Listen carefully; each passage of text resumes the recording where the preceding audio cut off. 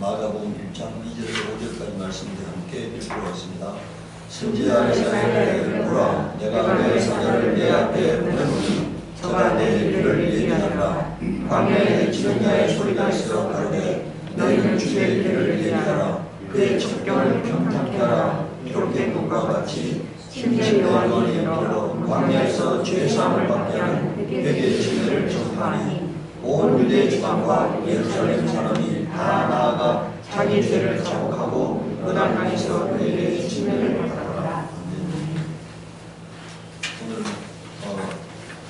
광야의 소리라는 제목으로 하는 말씀을 보고자 합니다. 하나님이 원래 아브라함은 지금으로 말하면은 이란 정도에 살고 있던 사람입니다. 그런데 하나님이 그를 갈대아 우르에서 불러내서 오늘 이스라엘 땅에 거하게 했는데, 여러분들 이스라엘 땅이 젖과 꿀이 흐르는 땅이라고 말하지만요, 어쩌면은 영적으로는 젖과 꿀이 흐르는 땅인데 육적으로 보면은 가장 척박한 곳이잖아요. 거의 대부분의 국토가 사막으로 이루어져 있다니까. 그래서 뭐 한국 땅에 비하면은 한국 땅에는 아무데나 씨를 심어도 자라지만 그곳에서는 거의 식물이 자랄 수 없는 그런 광야잖아요. 이스라엘 땅 자체가 광야 아닙니까? 광야. 그런데 하나님이 모세를 부를 때도 모세가 자원해서 자기가 하나님 앞에서 임받고 있을 때는 하나님이 그를 사용하지 않고 그를 광야에 가서 40년 동안 그가 광야 생활을 하게 한 다음에 하나님이 그를 불려 사용하셨잖아요. 주님이 공생애를 시작할 때도 40일 동안 광야 생활을 하게 하셨다니까.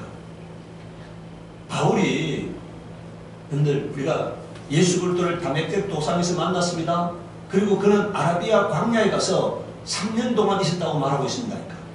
주의 일을 하기 전에 3년 동안에 그가 아라비아 광야에 가서 있었다고 말하고 있어요. 그러니까 오늘 왜 우리에게 광야, 오늘도 우리가 아까 본문에 읽은 말씀 보았잖아요. 침례 요한은 공생애를 동네 찾아다니면서 말씀을 전한 게 아니라 어디 가서 있었습니까? 광야에서 하나님 말씀을 전하는 거예요. 광야에서. 아무도 없는 광야에 가서 하나님 말씀을 전하니까 그곳에 사람들이 나왔던 겁니다.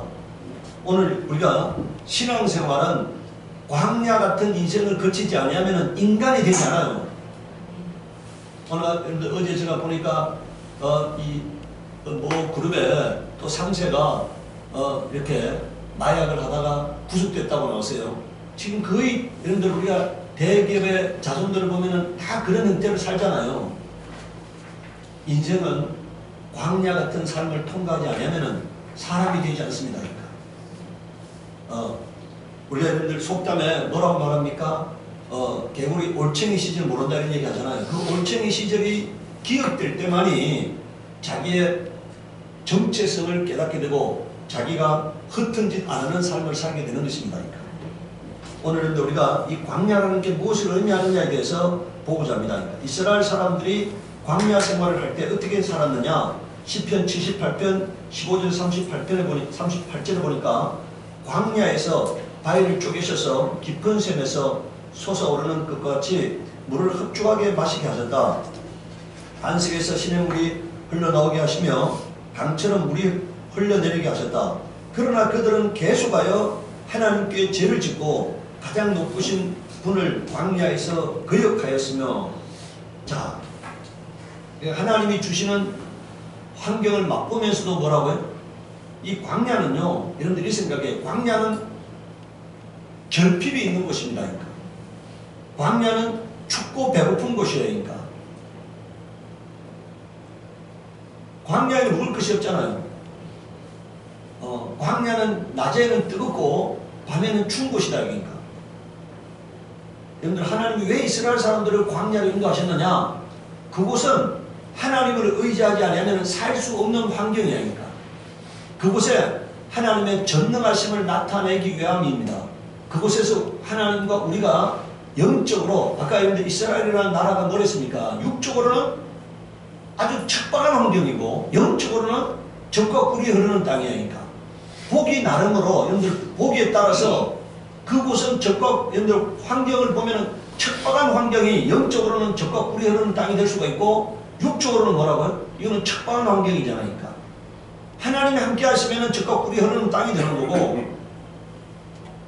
여러분들 롯이 아브라함의 조카 롯이 여러분들 이제 양이 많아가지고 한 곳에서 양을 치기에 부족하게 됐습니다. 그래서 아브라함이 롯 보고 뭐라 합니까? 너가 먼저 선택해라.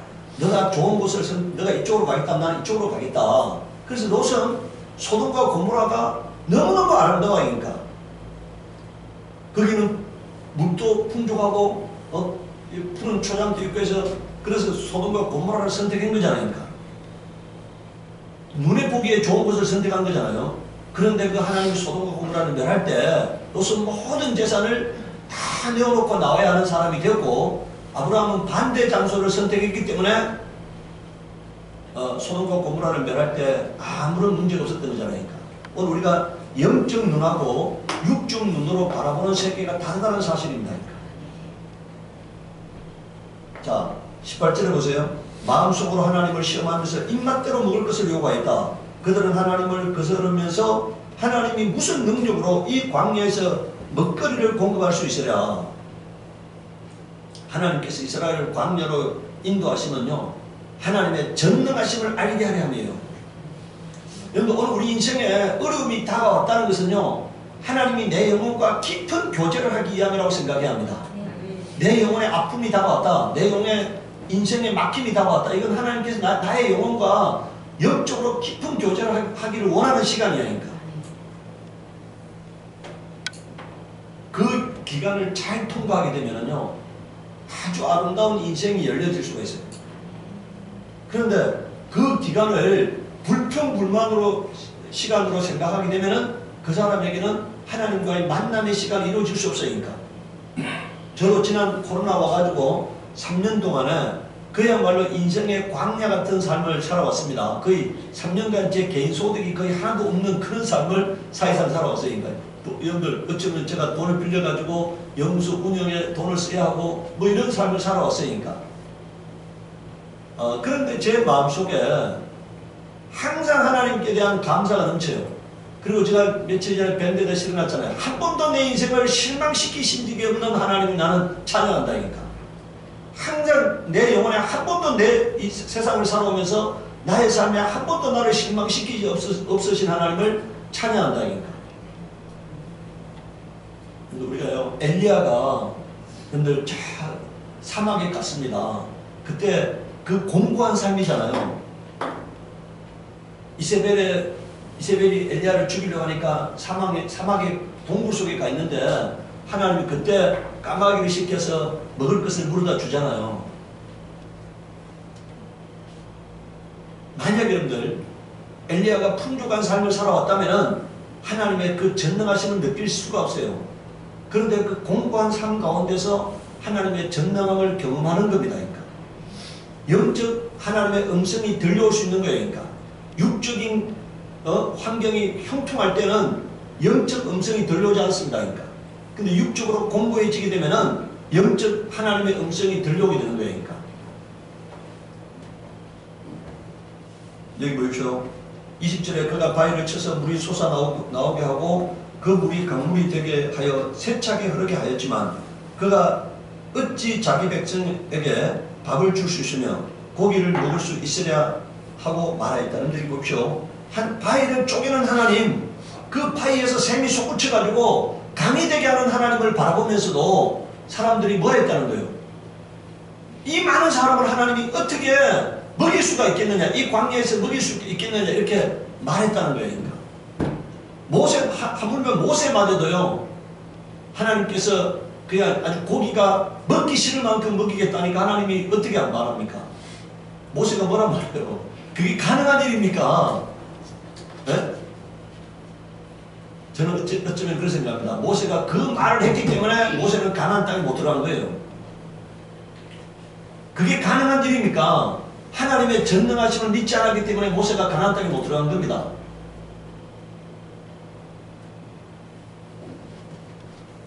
21절에 주님께서 덥고 노하셔서 야곱을 불길로 태우셨고 이스라엘에게 진노하셨다. 22절에 보세요. 그들이 하나님을 믿지 않고 그의 구원을 신뢰하지 않았기 때문이다. 이렇게 말하고 있잖아요. 왜 못 들어갔다는 얘기입니까? 하나님의 전능하심을 믿지 않았다는 얘기니까. 하나님의 전능하심 믿지 않았다는 얘기예요. 그리고 그의 구원을 신뢰하지 않았다는 거니까. 여러분들 문제는요, 내가 하나님의 자녀가 되기만 하면 돼요. 그러면 그 하나님은 내 삶의 주관자가 되게 되어 있습니다. 그러니까 나를 신만한 물가로 푸른 초장으로 인도하시게 되어 있는 겁니다. 그러니까 내가 세상에서 우겨쌈을 당하지 아니하도록 세상 사람의 조롱거리가 되지 않게 하실 거라고 믿으시기 바랍니다. 그러니까 내가 하나님을 신뢰하고 있으면은, 아니 내가 하나님의 귀한 자녀가 되었는데 나를 비참하게 만드시겠느냐 이게니까. 나와 하나님과의 관계가 형통하면은 하나님이 나를 내버려 두시겠느냐, 이런 믿음을 좀 가지시기 바라요. 그러니까 저는 그 믿음에는 절대 흔들림이 없습니다. 제가 오늘 예배를 준비하면서 이런 생각이 들었어요. 하나님이 파노라마처럼 저를 부르시고 제가 저 어린 날부터 하나님이 저와 교제한 시간들을 하나님이 파노라마처럼 이렇게 지나가게 하는 것을 느꼈습니다. 그 하나님의 역사하심은 사도행전에 나오는 하나님의 역사하심보다 결코 적지 않았다고 생각해요. 수많은 죽음의 고비에서 정말 다치지 않게 하셨고 살려주셨고 붙들어 주셨고 지켜주셨구나 하는 생각을 합니다. 그러니까 수많은 죽음의 고비가 있었어요. 그런데 하나님이 그 모든 순간에 손가락 하나 다치지 않게 하셨잖아요. 그러니까. 그리고 매 순간마다 제가 이렇게 절망에 처하게 되면은 하나님이 그때마다 하나님이 역사하셨다. 그러니까.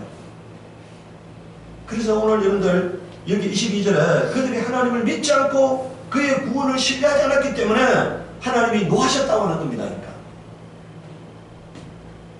23절을 보십시오. 그런데도 여러분들 보세요. 이렇게 하나님을 대적하는데도 불구하고 하나님은 뭐란 얘기입니까? 하나님은 위에 하늘에서 명하셔서 하늘에게 명하셔서 하늘 문을 여시고 만나를 빛처럼 내리시어 하늘 양식을 그들에게 주셨으니 사람이 천사의 음식을 먹었다. 하나님은 그들에게 풍족할 만큼 내려주셨다. 그는 하늘에서 동풍을 일으키시고 능력으로 남풍을 모으셔서 고기를 먼지처럼 내려주시고 나는 새를 바다의 모래처럼 쏟아주셨다. 여러분들 이게요, 믿어집니까? 안 믿어집니까? 이게 안 믿어지죠? 근데 이번에 여러분들 보았죠? 호주 여러분들 안 보았어요? 호주에서 500km 이상 떨어진 그 강에 있던 물고기가 500km 떨어진 곳에 내렸는데 고기가 얼마나 크냐? 고기 얼마나입니다. 이런 고기가요, 수백 마리가 하늘에서 쏟아졌는데 그 수백 마리가 여러분들 500km를 지금 물을 빨아 올려가지고 500km를 이동해서 500km 떨어진 곳에 고기가 수백 마리가 쏟아졌잖아요. 아마 제가 보기에 수백 마리 정도가 아니야. 그 사진 보면은 어마어마한 고기가 땅에 떨어졌잖아요. 하늘에서 떨어졌잖아요. 그러니까. 근데 그 말에 지금까지 그런 현상이 4번 일어났다는 거예요. 그러니까. 여러분들 지금 피레미가 쏟아진 게 아니고 뭐라고요? 그럼 사진 보시기 바래요. 어마어마한 고기 얼마나입니다. 이만한 고기들이 수백 마리가 지금 여러분들 그게 500km 떨어진 그 강에 사는 고기라는 거예요. 근데 그게 지금 본 사람은 없잖아요. 그러니까 하늘에서 떨어지는 건 봤잖아요. 그런데 이게 500km 떨어진 곳에 사는 물고기라는 거예요. 그러니까. 여러분들 그게요. 자, 오늘 여러분들 우리 눈에 저는 오늘 하나님께서 이 말씀을 하나님이 실증적으로 하시기 위해서 아마 그 하나님이 그 현상을 며칠 전에 역사하셨구나 생각을 합니다. 그러니까. 여러분 한번 보시기 바래요. 신문에 가서 검색해 보면은 동아일보도 실리고 뭐 여러 신문에 실렸으니까. 그런데 그 고기가 얼마나 큰 고기냐? 이런 손가락 같은 고기가 아닙니다. 그 큰 고기가 여러분들 거기가 지금 이게 아마 여러분들 우리가 그 용오름 현상 같은 그런 현상 때문에 하늘로 빨리 올라갔다가 하늘에서 이게 구름에서 얼려졌다는 거예요. 얼려졌다가 그게 이제 땅에 떨어지니까 뭐라고요? 해동돼 가지고 그게 죽지 않고 많은 고기들이 벌떡거렸다는 거예요. 그러니까. 벌떡거려 가지고 그걸 애들이 그걸 막 주워다가 어항 속에 집어넣고 막 그랬다는 거예요. 그러니까. 그러면은요, 여기에 나오는 지금 하나님께서 동풍을, 여러분들 보세요. 동풍을 불게 해가지고 여러분들 바다에 있는 고기를 땅에 지면에 떨어지게 하는 게 아무것도 아니잖아요. 아무것도 아니잖아요. 그러니까. 28절에 새들은 진 한가운데로 떨어져서 그들이 사는 곳에 두루떨어지니 그들이 마음껏 먹고 배불렸다. 하나님은 그들이 원하는 대로 넉넉히 주셨다. 근데 30절에 보세요. 그러나 먹을 것이 아직도 입속에 있는데도 그들은 더 먹으려는 뭐라고요? 욕망을 버리지 않았다. 그러니까 인간은 끊임없이 뭐라고요? 탐욕과 욕망과 욕심으로 이끌려 사는 거예요. 그러니까. 이 31절을 보세요. 마침내 하나님이 그들에게 진노하셨다고 말했잖아요. 살찐 사람들을 죽게 하시며 이스라엘 젊은이들을 거꾸로 떨으셨다. 32절에 이 모든 일을 보고서도 그들은 여전히 죄를 지으며 그가 보여주신 기적을 뭐라고요? 믿지 않았다고 했어요. 사람들은 뭐라고요? 하나님이 보여주신 기적을 보면서도 뭐라고요? 믿지 않았다는 거예요. 수많은 기적을 보면서도 믿지 않았다는 거예요. 그들은 홍해를 통과했잖아요. 또 홍해를 나오기 전에 하나님이 이스라엘을 이끌어내기 위해서 이집트에다 10가지 이적을 행하는 것을 보았잖아요. 그리고 홍해 가운데 홍해를 통과할 때도 물이 장벽처럼 서는 걸 보았잖아요. 그리고 그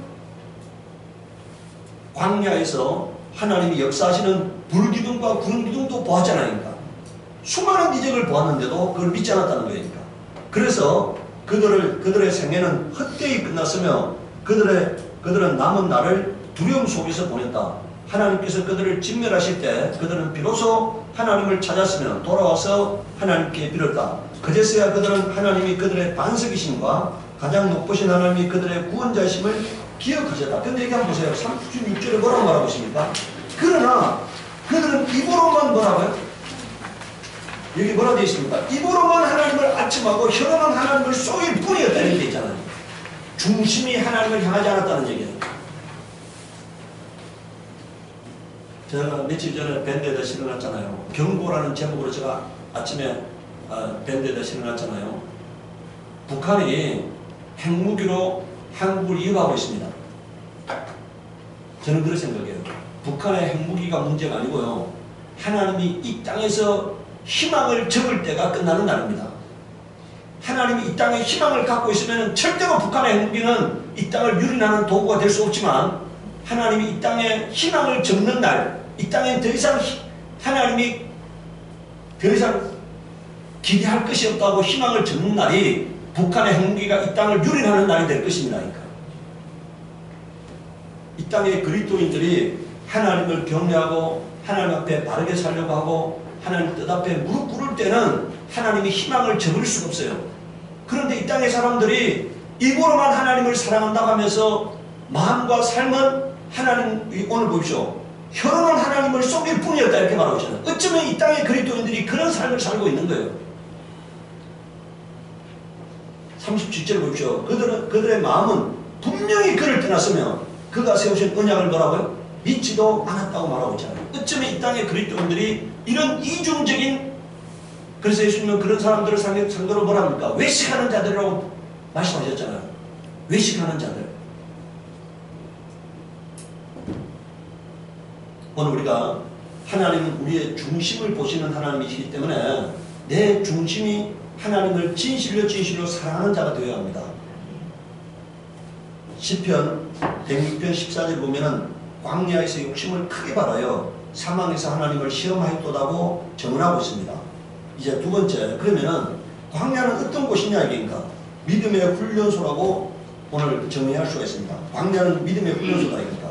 첫 번째, 성령은 예수를 광야로 뭐라고요? 몰아내셨다고 성경이 표현하고 있어요. 마태복음 4장 1절에서 2절에 그때 예수께서 성령에 이끌려 마귀에게 시험을 받으러 광야로 가사 40일을 밤낮으로 금식 후에 줄이신지라고 기록하고 있고, 이걸 마가복음 1장 12절에서 13절에는요 성령이 곧 예수를 광야로 뭐라고요? 몰아내신지라고 말하고 있어요. 여러분 이 말은 뭔 얘기입니까? 광야로 가야 하는 것이잖아요.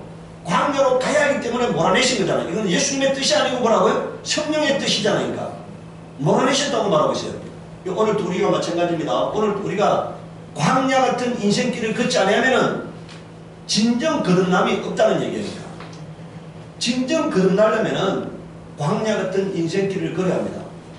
저도 지난 3년간 코로나를 겪으면서요 많은 순간들을 저를 내려놓는 시간들이었어요. 저를 내려놓는 시간들. 아직도 제 속에 뭐가 내가 뭘 해보겠다고 했던 그 모든 것들을 하나님이 허무시는 거잖아요. 내가 뭘 해보겠다고 하는 그 생각들을 하나님이 허무는 시간들이고 이제 내가 하나님의 뜻을 받아들일 수밖에 없는 시간들이잖아요. 그래서 제가 이제 하나님 내가 뭘 해보겠다고 하지 않겠습니다. 주님이 인도하는 대로 살겠습니다. 그리고 주님 말씀 앞에 굴복하는 삶을 살겠습니다 하고 고백하는 시간들이었어요. 근데 2월 17일 날 제가 여러분들 밴드에 실어놓은 글을 가서 보면 아시겠지만 그게 하나님이 스바냐 말씀을 통해서 제게 응답하셨어요. 이제 너에게 고통의 시간이 끝났다고 하는 것을 하나님이 말씀하셨으니까. 그것은 제가 저를 내려놓지 아니하면은 하나님이 저에게서 광야 같은 인생길을 계속 걷게 해야 하는 거예요. 근데 제가 내려놓아야 하잖아요. 제가 하나님을 이길 수는 없는 거잖아요. 그러니까 하나님 제가 내려놓겠습니다. 모든 것을 하나님 뜻 앞에 내가 굴복하겠습니다. 그리고 이제 내 의지를 주장하지 않겠습니다 하고 고백하는 거잖아요.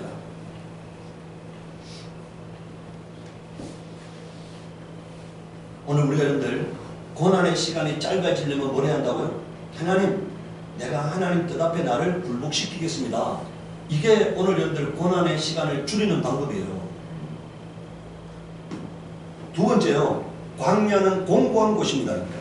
욥기 36장 15절에 보니까 하나님이 공고한 자를 그 공고할 점에 구원하시며 이렇게 말했어요. 뭐라고요? 언제 구원하신다고요? 공고할 때 구원하시겠다는 거예요. 그러니까 공고할 때 하나님을 만나게 된다는 얘기입니다. 예. 우리 분들 원희선 선교사님이 항상 고백하잖아요. 신용불량자일 때 카드 한 장 사용할 수 없는 그때 우리 예수 나라에게 오셨잖아요.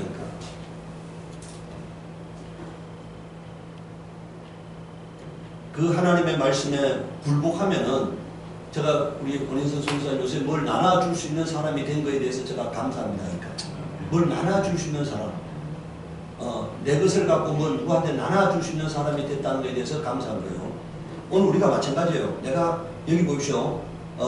시편 18편 27절도 뭐라고 말하고 있습니까? 주께서 공고한 백성은 뭐라고 되어 있어요? 구원하신다고 말하고 있어요. 시편 25편 18절에도 나의 공고와 환난을 보시고 내 모든 죄를 사하소서 이렇게 말하고 있잖아요. 욥기 33장 15절 18절에는 사람이 침상에서 졸며 깊이 잠들 때나 꿈에나 밤의 이상 중에 사람의 길을 여시고 인치듯 교훈하시나니 이는 사람으로 그 깨를 버리게 하려 하심이며 사람에게 교만을 막으려 하심이라. 그러니까 하나님께서 우리에게 공고한 시간을 주신 이유는 뭐란 얘기입니까? 우리가 잔머리 굴리지 않게 하려 하신다는 얘기니까. 두 번째는 교만을 막으려 하신다는 얘기니까. 그는 사람의 혼으로 구덩이에 빠지지 않게 하시며 그 생명으로 칼에 멸망치 않게 하시며. 그게 뭡니까? 하나님이 우리에게 공고한 삶을 허락하시는 이유는 우리 영혼을 사랑하셔서 우리 영혼을 구원하게 하는 것이 목적이라고 말하고 있는 거예요. 그러니까. 시편 110편 10절에서 12절에 사람이 흑암과 사망의 그늘에 앉으며 공고와 쇠사슬에 매임은 하나님의 말씀을 거역하며 지존자의 뜻을 멸시한 결과라는 거예요. 그러니까. 그런데 왜 우리가 공고함을 당한다고요? 하나님 뜻 앞에 굴복하지 아니한 그 열매가 공고함이라고 말하고 있어요. 그러니까. 여러분들 12절 보세요. 그러므로 속으로 저의 마음을 뭐라고요? 낮추셨으니 이게 여러분들 공고한 상태입니다. 씨를 뿌려도 열매가 없어. 애쓰고 수고해도 열매가 없어. 이게 우리의 마음을 낮추는 과정이에요. 그러니까 내가 낮아질 때 높으신 하나님을 영접할 수 있어요. 느헤미야 9장 27절에 그러므로 주께서 그 대적의 손에 붙이사 여기 뭐라 되어 있습니까? 공고를 당하게 하심에 저희가 환난을 당하여 주께 부르짖을 때 주께서 하늘에서 들으시고 크게 국물을 발하사 구원자들을 주어 대적의 손에서 구원하셨거늘 이렇게 말하고 있어요. 우리가 공고하지 않으면 주님을 찾지 않습니다. 그러니까. 공고하기 때문에 주님을 찾는 거잖아요. 그러니까. 시편 110편 9절에 제가 사모하는 영혼을 만족케 하시며 줄인 영혼에게 좋은 곳으로 채워주심이로다 이렇게 말하고 있어요. 근데 오늘 여러분들 내가 공고한다는 말은 다른 말로 갈급함이 있는 삶이잖아요. 주님, 내 영혼의 주님 삶이잖아요. 그래서 하나님 앞에 나아갑니다. 그때 하나님께서 내 영혼을 불쌍히 여기시는 거예요. 은혜의 주님을 만날 수 있는 순간이 다가온 겁니다. 로마서 7장 24절에 여러분들 우리가 자 영적으로 여러분들 우리가 성장하잖아요. 영적으로 성숙하잖아요. 그러면은 오늘 바울이 고백한 오라 나는 공고한 사람이다, 이 말이 고백되어 줄 수밖에 없어요. 영적으로 성숙하면 성숙할수록 나는 공고한 사람이라고 고백할 수밖에 없어요. 그런데 이게 여러분들 우리가 그런 말 있잖아요. 여물지 아니한 곡식이 머리를 빳빳하게 들고 있고 여물면 곡식이 수그러지잖아요. 그러니까 여러분들 오늘 영적으로 성숙하지 못한 사람들이 교만한 삶을 살게 되는 겁니다. 영적으로 주님께 나아가게 되면 여러분들 우리가 자 밤이 맞도록 베드로가 그물질을 했는데 고기를 잡지 못했어요. 근데 부활하신 주님이 나타났습니다. 깊은 곳에 가서 그물을 내리라고 하니까. 근데 그물을 내리니까 그물이 찢어지게 됐어요. 그때 베드로가 알아봤습니다. 주님을 알아봤어요. 나는 죄인입니다. 나를 떠나소서 하고 말하잖아요. 나를 떠나소서니까.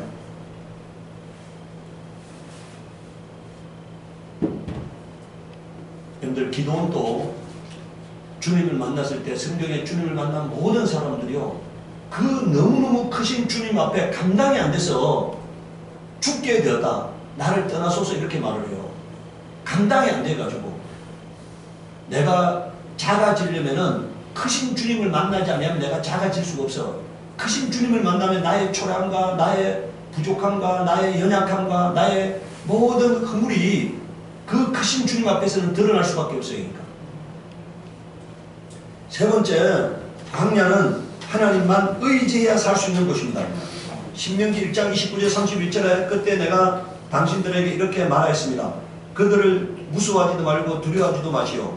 당신들 앞에서 당신들을 인도하여 주시는 주 당신들의 하나님은 이집트에서 당신들이 보는 앞에서 당신들을 대신하여 모든 일을 하신 것과 같이 이제도 당신들을 대신하여 싸우실 것이요 또한 당신들은 주 당신들의 하나님이 마치 아버지가 아들을 돌보는 것과 같이 당신들이 이곳에 이를 때까지 걸어온 모든 길에서 줄곧 당신들을 돌보아 주시는 것을 광야에서 직접 보아서 그런데 당신들은 아직도 주 당신들의 하나님을 믿지 않습니다. 당신들이 진칠 곳을 찾아 주시려고 당신들 앞에서 당신들을 인도하여 주셨는데도 그리고 당신들이 갈 길을 보여주시려고 밤에는 불기둥으로 낮에는 구름기둥으로 인도하여 주셨는데도 당신은 아직도 주 당신들의 하나님을 믿지 않습니다. 이렇게 지금 이제 모세는 가나안 땅에 들어가지 못해요.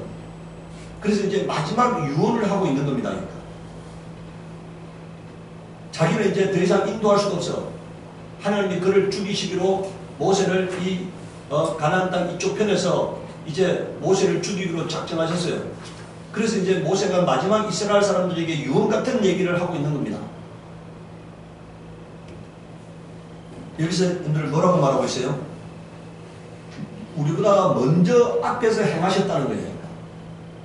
내 인생 앞에서 내가 갈 길을 인도하시고 오늘도 마찬가지예요. 오늘 우리 인생 앞에서 내 앞길을 인도하시고 내 삶을 역사하시는 하나님을 우리가 바라보시기 바랍니다. 내가 나아가야 할 길을 매 순간마다 인도하시는 하나님을 바라보시기를 바랍니다. 네 번째요. 이 광야는 선택과 결단의 장소입니다. 마태복음 4장 3절 4절에 시험하는 자가 예수께 나와서 가로되 내가 만일 하나님의 아들이거든 명하여 이 돌들이 떡덩이가 되게 하라. 대답하여 예수께서 대답하여 가라사대 기록되었으되 사람이 떡으로만 살 것이 아니오 하나님의 입으로 나오는 모든 말씀으로 살 것이라 하였느니라 하시니. 여러분들 이 말이요. 저 오늘 이 말씀을 준비하면서요. 이 말이 여기 지금 마귀가 뭐라고 예수님한테 말하고 있다고요? 너가 하나님의 아들이면 이 돌들이 뭐가 되게 하라고요? 근데 성경에 하나님의 아들은 돌을 떡으로 만들어 먹는다 이 말이 구약에 기록되어 있어야 안 돼 있어요? 구약에 어떤 구절에도요 하나님의 아들은 돌을 떡으로 만들어 먹는다 이 말이 없습니다. 그런데 만약에 예수님께서 이 말을 마귀의 말대로 돌을 여러분들 떡이 되게 해서 먹으면은요, 자기에게 주어진 권리를 남용하는 겁니다. 남용하는 거예요. 하나님의 말씀을 왜곡하고 남용하는 결과가 돼요. 그러니까 예수님께서 오늘 뭐라고 말씀합니까? 하나님의 입으로 나오는 뭐라고요? 모든 말씀으로 살 거라는 얘기는 말씀에서 조금 더 벗어나면 안 된다는 얘기니까. 말씀에서 조금 더, 기록된 말씀에서 조금 더 벗어나면 안 된다는 얘기니까.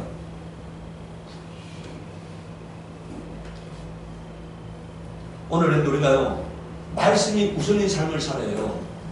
내게 주어진 여러분들 하나님의 직분을 가지고 사명을 가지고 왜곡하면 안 된다 이니까. 예수님께서 오늘 그걸 말씀하고 있는 거니까. 오늘 여러분들 우리가 교회를 운영하면서 수많은 사람들이 주의 종으로 쓰임받으면서 어떻게 합니까? 그걸 가지고 자기의 유익을 위하여 사용하잖아요. 그거는 여러분들 돌이 뭐가 되게 하는 거예요? 떡이 되게 하는 삶을 살고 있는 거예요. 돌이 떡이 되게 하는 삶을 살고 있는 거다 아닙니까? 오늘 우리는요, 하나님의 사람들은 한 기록된 말씀대로 사는 사람이에요. 거기에서 조금 더 벗어나면 안 되는 거예요. 그래서 그게 말하고 있잖아요. 좌로나 우로나 치우치면 안 된다 이니까. 내 유익을 위해서 하나님 말씀을 왜곡하면 안 된다 이니까. 오늘 여러분들 우리가 그리스도인이 죽느냐 사느냐의 문제는요, 내가 하나님 말씀에 굴복하느냐 안 하느냐의 문제예요. 굴복하느냐 안 하느냐의 문제예요.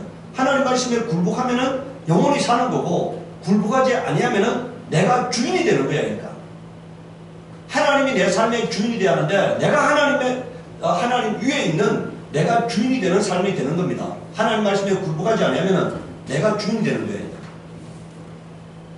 그런데 여기서 예수님께서 돌이 떡이 되게 만들어서 먹었다면 예수님이 주인된 삶이 되는 거예요. 예수님께서는 기록된 말씀대로 뭐라고요? 하나님의 말씀 앞에 명령으로 받고 그 말씀을 초월하지 않는 삶을 살겠다는 얘기니까. 다섯 번째는요, 광야는 믿음이 성장하는 장소입니다. 마가복음 1장 2절에서 5절에 선지자 이사야 길에 그래 내가 내 사자를 내 앞에 보내노니 저가 내 길을 예비하리라. 광야에 외치는 자의 소리가 있어 가로되 너희는 주의 길을 예비하라.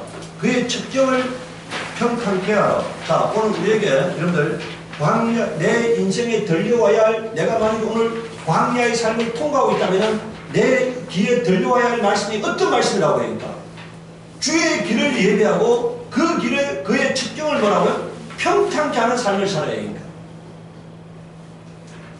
오늘들 광야는 주님과의 만남의 장소입니다. 그리고 주의 음성을 들어야 할 곳입니다. 그리고 그 음성이 들려오는 곳이니까. 근데 그 오늘 들어야 할 우리가 하나님의 말씀은 주의 길을 뭐라고요? 예비하고 그의 첩경을 평탄케 하는 삶을 사는 거예요. 오늘 우리 모두에게 여러분들 예수 그리스도의 재림을 준비하는 주님이 오셨을 때 내가 그 앞에 서야 하는, 내가 그 앞에 희고 깨끗한 세마포를 입고 서야 하는 삶이 되어야 하고, 수많은 사람들을 죄의 길에서 의의 길로 돌아서게 하는 그 삶을 살아야 하잖아요. 모두 다 이 땅에 왔을 때 그리스도의 신부로서 신랑 되신 예수님을 맞이할 수 있는 준비하는 삶이 되어야 하잖아요. 그게 바로 그의 길을 예배하는 삶입니다. 침례 요한이 이르러 광야에서 죄의 사함을 받게 하는 회개의 침례를 전파하니 온 유대 지방과 예루살렘의 사람이 다 나아가 자기 죄를 자복하고 요단강에서 그에게 침례를 받더라 이렇게 말하고 있습니다. 마지막으로 여러분들 오늘 우리가 자 마태복음 5장 3절 4절에 뭐라고 말하고 있습니까? 심령이 가난한 자는 뭐라고요? 여기서 광야의 삶은 심령이 가난해지는 삶이에요. 그 심령이 가난한 자는 복이 있나니 천국이 저희 것이며 애통하는 자는 복이 있나니 저희가 위로를 받을 것이며 이렇게 말했잖아요. 이 말은 여러분들 오늘 우리가 영적 눈을 갖지 아니하면은 심령이 여러분들 공고한 것은 저주입니다. 영적 눈을 가지면 뭐라고요? 그 공고한 것이 복인 거예요. 복의 통로가 되는 거예요. 내게 넘치는 것이 내게 화가 될 수가 있고 내게 부족한 것이 뭐라고요? 그게 복이 될 수 있다. 제가 여러 번에 걸쳐서 제가 몇 번 걸쳐서 제가 얘기했는데요. 제가 하나님이 저에게 많은 은사를 주셨는데요. 저에게 의학의 은사를 주지 않았어요. 그래서 저는 영어를 능통하게 잘 못해요. 만약에 제가 영어에 능통한 사람이 되었다면 아마 세상적으로 아주 탁월한 인생이 되었을 것입니다. 그런데 그랬다면 뭐라고요? 제가 주님과의 깊은 영적 세계는 경험할 수 없는 사람이 되는 거잖아요. 그래서 제가 하는 바울에게 사단의 가시를 주어가지고 바울이 교만하지 않게 했던 것처럼 하나님께서 저에게 하나의 브레이크를 인생에 거셨구나. 제가 그런 생각을 해요. 다른 많은 은사를 주셨는데 하나님께서 저에게 언어의 은사를 주지 않았기 때문에 뭐라고요? 제가 영어에 탁월한 내 무역회사에 들어갔는데 제가 만약에 무역회사에서 영어를 탁월하게 했으면은 제가 그 무역회사에 있었을 것이고 그리고 또 세상적으로 아주 탁월한 사람이 됐을 거예요. 그런데 하나님께서 그 은사를 저에게 허락하지 않음이 제가 이제 연구소를 설립하게 되었고 또 하나님과의 영적으로 깊은 교제의 시간을 갖게 되었다고 생각합니다. 오늘 여러분 우리가 이렇게 생각하세요. 내 인생의 아픔의 시간은 그게 아픔이 아니고 뭐라고요? 주님과 깊이 교제하는 시간이 되어야 한다니까. 그게 하나님께서 내게 복을 주시려고 만들어 놓은 장치라고 생각하시기 바랍니다. 내게 아픔과 탄식으로 만약에 우리가 하나님이 없다면 아픔과 탄식으로 끝나는 겁니다. 근데 하나님은 모든 것이 합력하여 뭐라고요? 선을 이룬다고 되어 있잖아요. 모든 것을 합력하여 선을 이루시는 주님 앞에서는 그 탄식과 절망이, 공고함이, 아픔이 복이 되게 하시는 거예요. 그게 하나님께서 복의 통로가 되게 하실 줄 믿으시기 바랍니다. 아멘. 우리가 시간에 기도할 때 하나님 내가 어떤 순간에도 주님만 바라보게 하옵시고 어떤 순간에도 원망하지 않게 하옵시고 어떤 순간에도 하나님을 신뢰하게 하시옵소서. 우리 기도하도록 하겠습니다.